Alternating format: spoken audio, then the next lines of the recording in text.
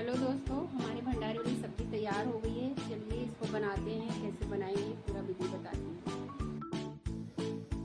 Hello दोस्तों, आइए बिना लहसुन प्याज का आलू की सब्ज़ी बनाने जा रहे हैं।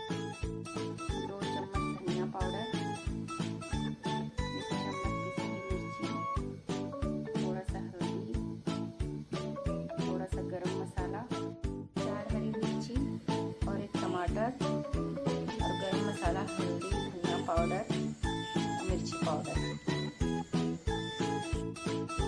थोड़ा सा हल्दी डालेंगे,